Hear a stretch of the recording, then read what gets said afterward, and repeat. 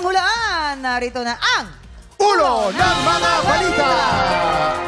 Mamang, ano ba balita kung mukhang katatakutan ang hulaan natin ngayon? Oo, tama. Pero itong mga bisita natin, ibang kilabot ang dala. As in sila mismo ang mga kilabot ng chicks. Ay, totoo yan. Kaya naman umpisa na natin sa ating celebrity player na talagang nakakakilabot ang kagwapuhan.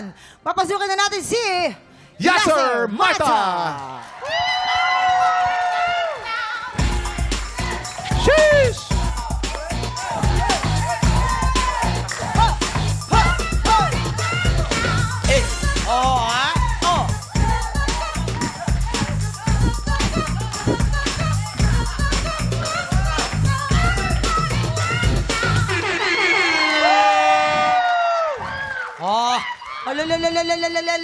Hala, nakailang tsokolate ka na. Parang isang galing Japan. Mama, ano yan? Matatakotin ka ba sa multo? Sa multo? Pwede na rin eh. Pero mas matatakotin ako sa buhay eh. Yan. Kagaya sa commitment. Hindi, commitment, takot ka ba? Ito na. Ikaw, Mamang, takot ka ba sa commitment, Mamang? Ha? Takot ka sa commitment? Hindi, ako ang kinatatakutan. Kasi strong yung personality ko eh. Ganun yata talaga, kaya ang hirap humanap ng partner. Mamang, Diba? Oh. mahahanap mo rin yan. Ganun Mahanap ba mo yun? rin yan. Oh, sigurado ako. Eto, sige, sana nga. Pero meron tayong 3 tiktropa na may kanya-kanyang kwento. Ito yan, makinig ka mabuti. Kailangan mo lang hulaan at i-match ang headline na tumutukoy sa kanilang kwento. Okay? Okay po. O, silipin na natin ang mga headline. Narito na ang Ulo ng mga balita. Headline number 1. Guest sa haunted hotel, binagabag ng microwave, may sariling buhay. Ay, diba? Headline number 2. Motorista nalagay sa alanganin ng buhay dahil sa multo. Uy. Headline number 3. Turista, niligaw ng engkanto. Headline number 4. Merry Christmas. Ay, hindi pala. Binata, binusohan ng multo. Nako. Ang galing naman ang multo na yun. Malamang yung multo may kuliti. Eto na. 3 headline na totoong kwento, isa lang dyan ay panggulo, okay? At kaya mabibigyan ka namin ng agad ng clue tungkol sa tiktropang nalagay sa alanganin ang buhay dahil sa multo. Ito na. At para magka-idea kayo, papakita namin sa iyo kung paano nalagay sa alanganin ang buhay niya. Ito na ang mga tiktropa na kailangan mong i-match. Simulan na natin kay Michael Sager. Action! Multo ba yan? Tulong. Zombie. Ba't ganyan yung multo para si Bentot Jr.? Si Bento Jr. Mag-ingat ka, Bentot baka sila. maaksidente ka dyan. Alis na ako.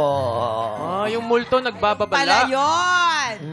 At eto naman syempre, eksena rin si Larkin Castor! Action! Okay.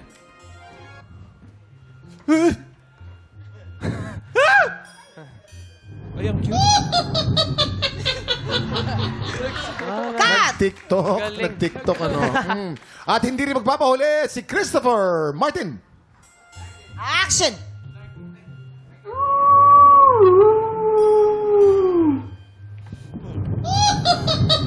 Tulong. Tulungan mo ako. Okay, turn right in 300 meters. Kaliwa ako eh. Turn right Kaliwa in ako. 500 meters. There's a basketball court. Jump around, jump around. Okay? Cut! Yes, sir. Sino sa tingin mo ang totoong nalagay sa alanganin ng buhay ng dahil sa multo? Kung sigurado ka na kung sino yan, ipwesto mo na sila. Go. Sino sa tingin mo ang motoristang nalagay sa alanganin ng buhay dahil sa multo? Sa tingin ko si Larkin. Para sa Si akin, Mamang. Larkin. Oo. Nasihingi kang ng tulong sa kanila sa ating mga memamayan. Sige. Pero Tingin, mga di ba Pokemon tingin pa rin natin sila. si Michael Sager yan? Yes. Oo. Bakit? Bakit si Michael Sager? Sa Canada, mamang, may mga highway dyan na mahahaba na talagang multuhin. Laki sa Canada to eh. Talaga ba? Pero parang marami dun sa Canada mga hayop, di ba, sa daan eh. Kaya Hayop parang- na multo meron. May mga hayop na multo Meron rin. ganon?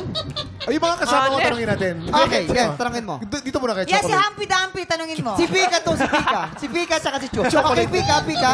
Sagot. Tingin mo, bakit saka si Michael Sager?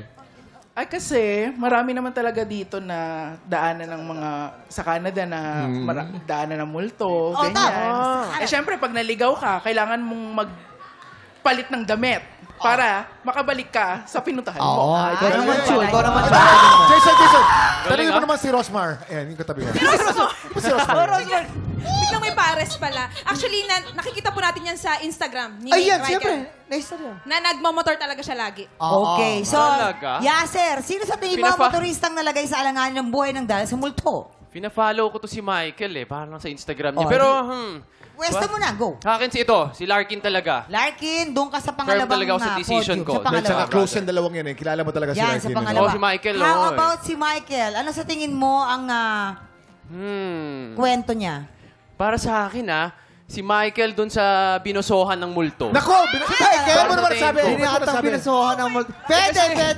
Kasi Bakit parang, siya? Bakit? ano pa kasi out sa aming, apat, ito yung parang fresh na fresh, batang-bata. So, sariwa para sa multo. Parang sinabi mo. Kung may pipiliin yung multo sa aming apat, parang ito Oo, Michael. Oy. Baby Ano, face. ano, Baby sige. face. No, nga, bro, Nako, eto na nga. Ibig mo sabihin si Christopher, hindi fresh? Hindi naman. Hindi naman. Pero bata pa lang ako, napapanood ko na kasi ito Uy, dalawang siya edad. So, si Christopher sa turistang niligaw ng engkanto. Pwede rin namang ano. Guest sa haunted hotel, binagabag ng microwave na may sariling Parang mas buhay. bagay yun sa'yo, Tol. Yung microwave na nagmumulto. Bakit? Kilala ko. Bakit sa tingin mong bagay siya doon? Kilala ko rin kasi ito Kaya parang mga kakaiba out of this world yung mga happenings sa buhay niya. Ayan. Kaya multong microwave. Ayan. Kung ang Regal, merong yung refrigerator. Refrigerator. Ito Oo. yung microwave. Sige nga. Oo. Okay, doon daw siya sa Tol, microwave. Sa microwave. Yan. Alright, sure na siya dyan. Halika na dito, Yun. Yaser. Dahil aalamin na natin kung may na-match ka ba sa pagbabalik ng TikTok!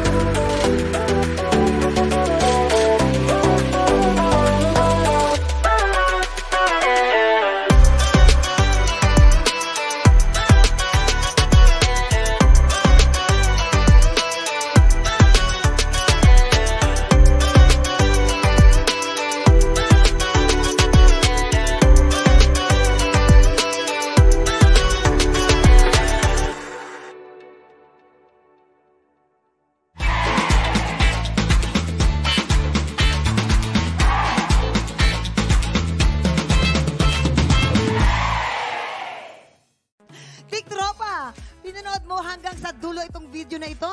Abay, very good ka! For more happy time, watch more TikTok Lock videos on our official social media pages and subscribe to GMA Network official YouTube channel.